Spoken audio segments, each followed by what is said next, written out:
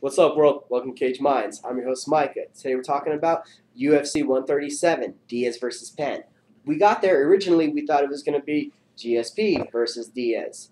That got changed to GSP versus Condit. Now we're to GSP's spray knee takes us to Diaz versus Penn. 12 fights to predict about. We'll get to all of them. There was also the fact that Brad Tavares, Tim Crater fight, that's off. It's replaced with another fight. We'll tell you about that at the appropriate time. We'll get right to the first prelim. Chris Camozzi, who has a 12-4 record, does battle with Francis Carmont, who has a 16-7 record. Camozzi, Carmont, both very big middleweights, both Muay Thai and Brazilian Jiu-Jitsu. Camozzi's had, from what I've heard, there's more stiffer competition. A lot of people are predicting him to win. I'm thinking that Kermont, a member of the TriStar Gym, he'll be fully ready for this. It seems that he's got to a point in his career where he's put it all together, found his winning stride, a very big, very strong middleweight. I think his submissions are going to be too much for Camozzi to handle. I'm predicting a second-round armbar for Francis Kermont. The next fight is Ramsey Najeem, who is 8-2, taking on Danny Boy Downs, who's 5-2. Oh, Danny Boy. Najeem, an Ultimate Fighter alum, who has good grappling, good submissions, is a member of the Pit. He's taking on Downs, who trains with the Duke Rufus camp, has training partners such as Eric Koch and Anthony Pettis. A huge striking advantage. We cannot downplay that enough, how much the striking advantage is for Downs. Hopefully his wrestling has come along as he's had some training sessions like the rest of the Rufus camp with Ben Askren. I'm thinking we see a third-round TKO, just way more striking from Downs, who is battle-tested after what he went through with Jeremy Stevens. Also not Jim, his now chin is being questioned as suspect from what Ferguson did to him. The next fight that we'll be talking about is Brandon the True Vera, who's 11-5, taking on the 11-4 Elliot the Fire Marshall. Primarily, we're going to figure that this fight will be stand-up, both men using their Muay Thai and their kickboxing. Vera has a Greco-Roman wrestling background, and Marshall has incredible Brazilian Jiu-Jitsu. Both usually are not seen within the octagon. Both of these guys also look gun-shy to pull the trigger on their strikes. Neither man has really found the killer instinct. Vera had it, lost it. I'm hoping he finds it again.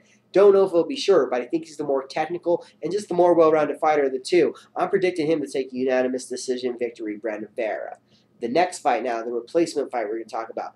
Clifford Starks, who's 7-0, is going to do battle with Dustin Jacoby, who's 6-0. Both of these men coming in on short notice. Clifford had a fight about 2 weeks ago, as to where Jacoby had a fight about a month and a half ago. Jacoby, a striker, Clifford, a little more well-rounded. As a wrestler, his video started off clearly that he's a wrestler. Seen him progress, land some heavier hands with some knockouts. He's progressing. I think he has more all-around tools. As for their competition, they have 13 combined fights. I'm not quite sure about that. I'm going to take Clifford Stark using his wrestling, striking, all of the skills that I saw him use to take a unanimous decision victory. Those were the 4 Facebook prelims. Now we move on to the spike fights. First one that we're talking about, Tyson Griffin, who's a 15-5 record, does battle with Bartomis Palashevsky, who has a 33-13 record. This is a featherweight fight from two guys that both used to compete at lightweight. Griffin has found success at this weight class. Several other guys have too. We're looking to see now what Palashevsky does down here. He definitely has a credible striking advantage over Griffin. Griffin, though, I think definitely has a wrestling advantage. The submissions to nullify each other. Palashevsky, though, more well-rounded. The grappling and wrestling acumen of Griffin needs to take over. He needs to use his raw power, his control, some clinch, some dirty boxing, learn from his mentor, Randy Couture, inept that kind of game plan, and I can see him taking a split decision victory. But because sometimes he gets away from the game plan and does strike, it's why we're going with the split decision. The other spike fight I can't wait to see. Donald Cowboy Cerrone, 16-3 with 1 no contest, taking on Dennis Siver, who's 19-7. This should be a Muay Thai battle from the very start. Neither man looked for the clinch. Neither man really looked for the wrestling. So I should say that we're going to see a battle. We should see war. The victor of the war, I'm predicting, is going to be Cerrone. I just like his kickboxing more. He's making this name of picking up fights on late notice for the UFC and winning them. I think he's going to continue those winning ways. beat Siver. Siver did not look good against Matt Wyman.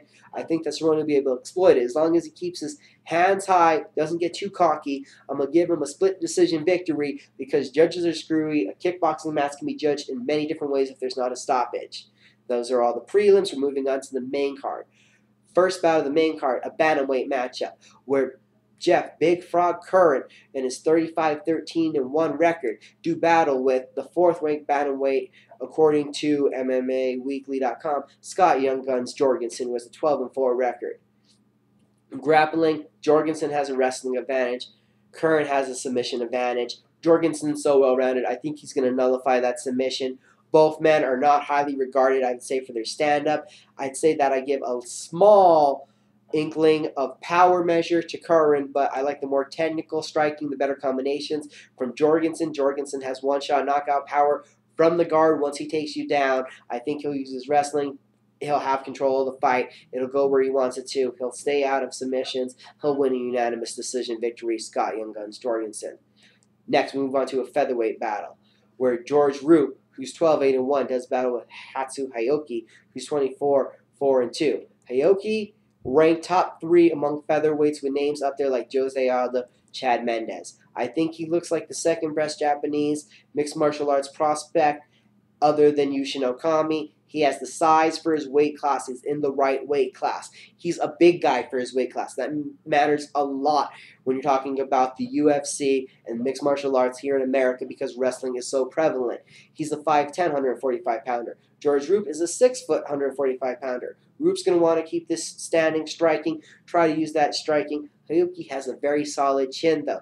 Hayoki has managed stand-up battles with Marlon Sandro. He's been in there with Ronnie Mann, some guys with some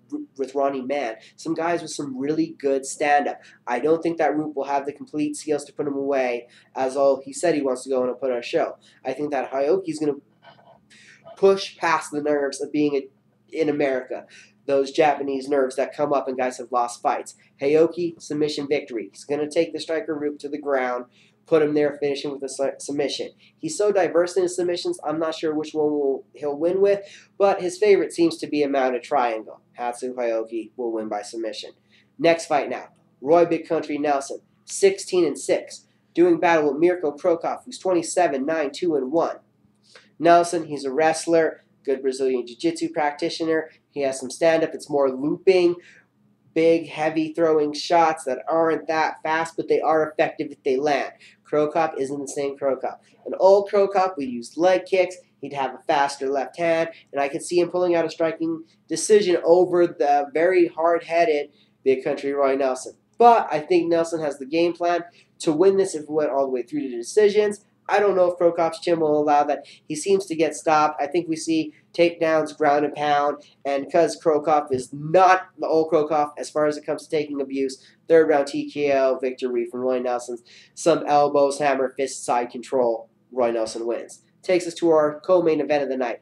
Matt Mitrione is 5-0. He does battle with the veteran, well-rounded Czech Congo, who has 26-6 with 2 draws.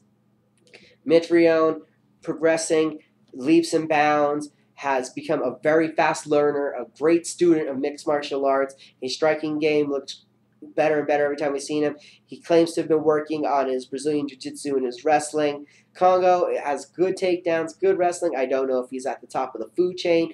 You wouldn't be surprised to see Congo try to enact the takedown because he said that he thought Mitrione would try it. I think Mitrione uses leg kicks, stays bouncing around, keeps using movement. Eventually, I think he wears out the more muscular Congo, who will not prove to be the stronger man. Mitrione will be the stronger man with his football player strength. He will end this fight with his longer reach, with a total amount of strikes. I see him ending this with a second round TKO. This is taking us up to the main event now. Nick Diaz, 25-7-1, does battle with BJ Penn, the prodigy, who's 16-7-2. I gotta take Diaz in this fight, and I gotta tell everyone, it's because I heard everyone saying that Diaz could beat GSP. Penn didn't stop GSP. If you think Diaz could, that means Diaz should beat Penn. Going into that, though, we gotta give it to the guys. They're images of each other in the same style of fighting. Boxers with the Brazilian Jiu-Jitsu. we got to give the reach, which is just a God-given thing, to Diaz. Diaz probably has a better reach, better cardio, better movement. BJ Penn, though, we know he's a wild man, the one-shot knockout power. Diaz knocks guys out with the accumulation of shots on the button. He doesn't really throw those haymakers, but Penn does. Penn could end this fight. Penn could shock us all. I'm predicting a unanimous decision victory for Nick Diaz, saying that I hope Penn wins this. On paper, I see Penn winning this, but all the people that said Diaz should beat St. Pierre, we need to get to that fight. We don't see Diaz against St. Pierre or Condon if he doesn't win this fight. Like he said, he has to win this fight. If he does, I think it's a unanimous decision victory.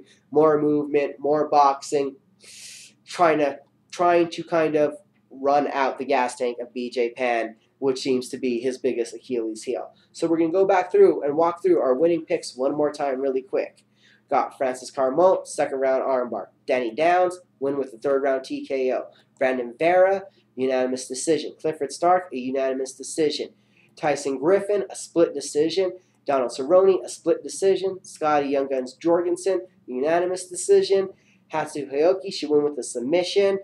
Roy Nelson should win third round TKO. Matt Mitrione, a second round TKO.